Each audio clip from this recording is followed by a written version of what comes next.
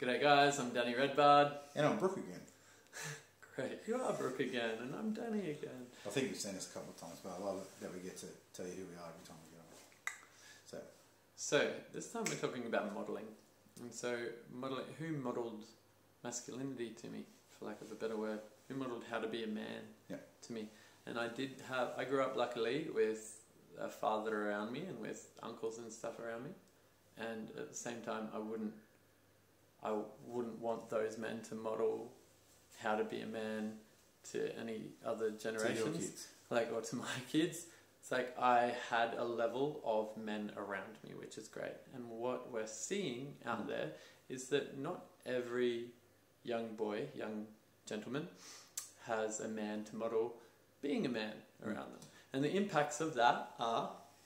There's so many impacts on that, Danny, and it's good that we get to that place. And I think things have changed so much in the last 50 years that there's so many young men growing up now in society with no good, close male role models to show them or lead the way or model to them what it's like to be a young man in the world or what it's like to be a man in the world. And one of the reasons that that's happening as well is because those men weren't shown a good way of showing up. So when they get into relationships with whoever the person is that they have the child with, they don't know how to be in a relationship well. So what we're going to talk about a little bit is how do we share our emotions, where do we learn them from, and if we haven't got those, who do we look for to get those, to give us good role models or good ways of being as we move into our manhood and how we show up in relationships. So if we're talking about, Danny was about to go into his story, which I'd like him to.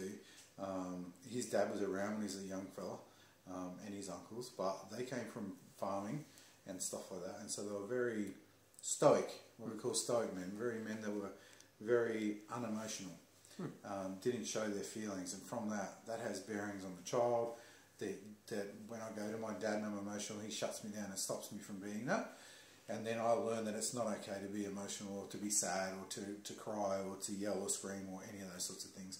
And then if I only have a mum in my life, I can not always, but I can switch the other way and be very emotional and not be allowed to rage and be mad. Right? So either way, there's no right or wrong in either of it. It's just what we learn, and can we show you some differences in how to be that? So there's gold in each side. Yeah. There's gold in each side. So here's the thing. I had the curious dichotomy of when I'd be around mum and go and hang around her side of the family, it was all like female cousins on her side. And so how I behaved when I was with mum's side of the family was completely different when I hung out with dad and his mates or the other cousins and stuff like that, and the rest of the mob. And they were all mainly boys that were older than me. And so it's like I had boys that were older than me here, and I had a personality for that. And I had girls that were all my age, and my mum and my aunties and stuff like that, and I was one of the only boys. And I had two completely different personalities for these, because over here, when hanging out with other boys, and like boys being older than me, if I was to ever go to a place of crying, like I'd immediately get, be a big boy. Oi, Dana, oi, come on, mate, suck it up, mate. Come on, you're a man, aren't you? Don't be a crybaby. Exactly, those exact words. Like, can you imagine like little boy me going, yeah, because I wanted to be a boy. Like my leg just fell off, but it's okay. It's like, what if I was just letting out? What if I've just like there was some painful little accidents that we'd have on the farm? What if I've just like absolutely axed my knee and I just need to bloody cry for a moment, like, and I'm bleeding and I don't want to look at it. It's that scary to me, and I'm just like letting it through. But Dano, come on, mate, just a scratch. You'll be fine. You're bloody like, come on, get up, like, and it's like, yeah. And what am I suppressing and repressing in that moment where I'm like, where my mind unconsciously goes, okay, I'm not allowed to be emotional. It's not okay to cry. It's not okay to cry, it's not okay to be sad, it's not okay to be seen being fearful of my knee being okay, and so I've just got to pretend that everything's fine, right? And so if that happens, if that's what's modelled to me while young, how does that show up for me later on in life? So is then, the question. Yeah, then what happens then is that's wrong later on. When I want to be in a relationship with another human, have a partner, then I need to be able to express what's going on for me and let them know how I feel. And then if I'm emotional and I want to cry, then I can cry. It's only an emotion and I can let it go. It's energy in motion. Emotion. Energy in motion. Emotion. So it's meant to come, I'm meant to feel it, and it's meant to go. You know?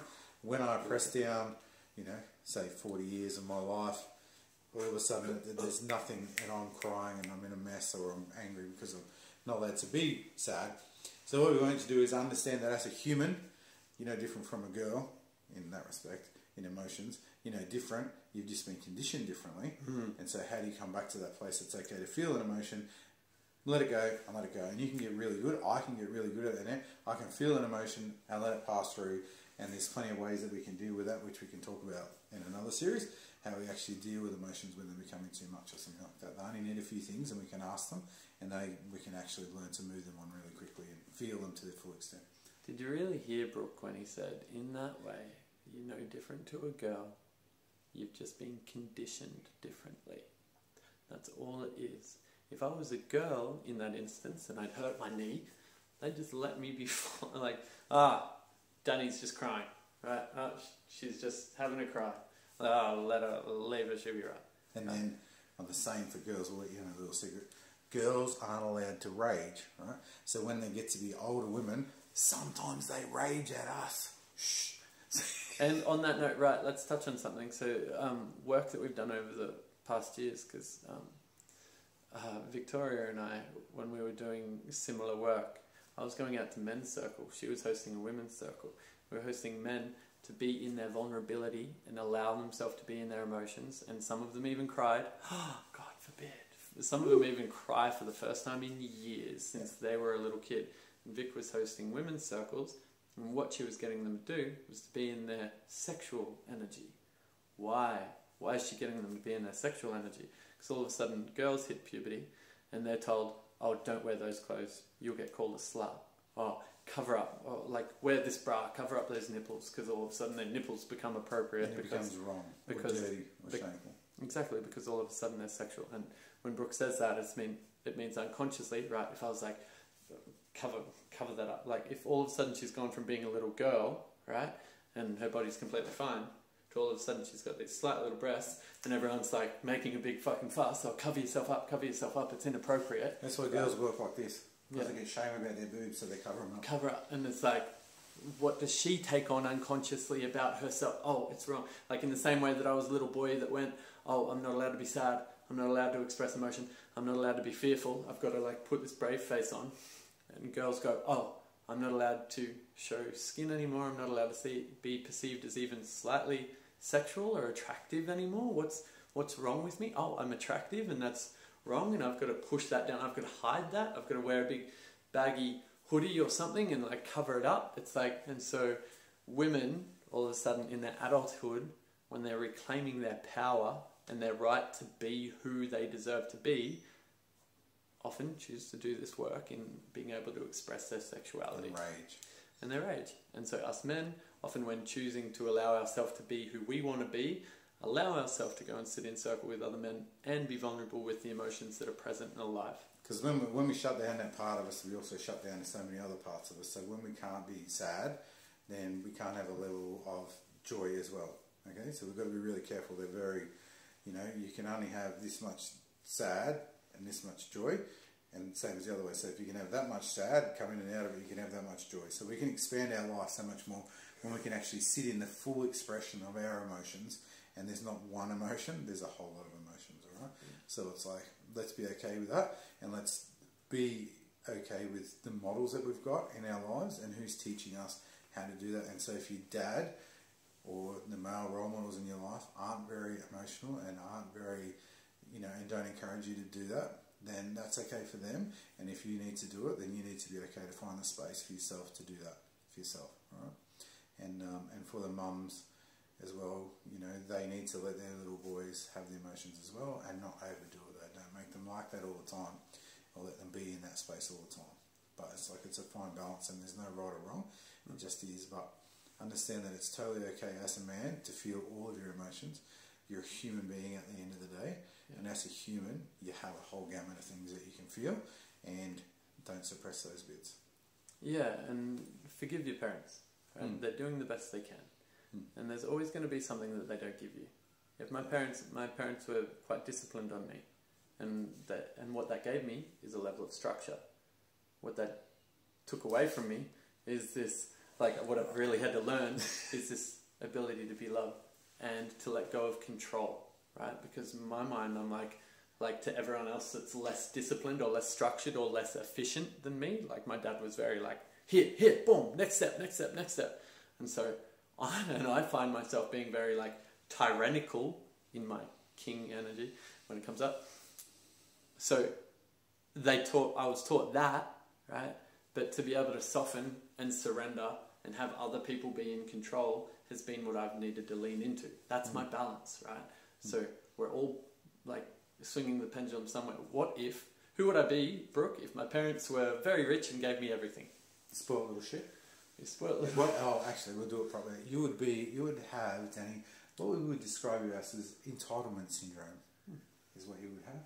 And you would feel that the world owed you and that everything should just come to you on a silver platter. Right? And then you wouldn't learn. And so, where that plays out for Danny is he doesn't know he actually has to go out and get a job and work to get paid to do the things that he wants. Right?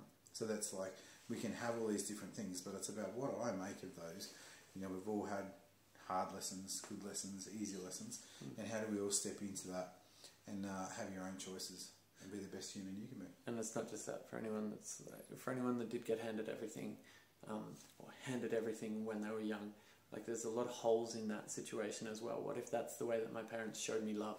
What if they never hugged me, right? They never hugged me, but they'll buy me a new BMW for my 16th birthday, and they'll like make sure that like I've got everything and I've got the biggest room in a big old mansion and stuff like that. But they've never hugged me or really showed any like anything below their surface level.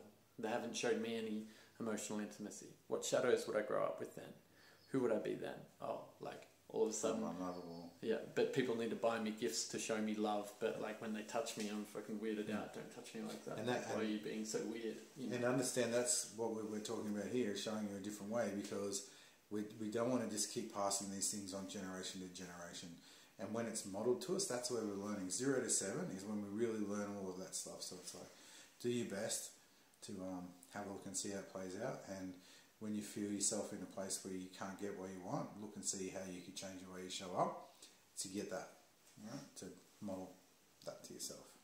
Amazing. Thanks so much for watching this one, guys. Any final words, bro? Thanks for being with us again. Hope you're getting stuff from it and moving forward and growing. Appreciate See you it. soon.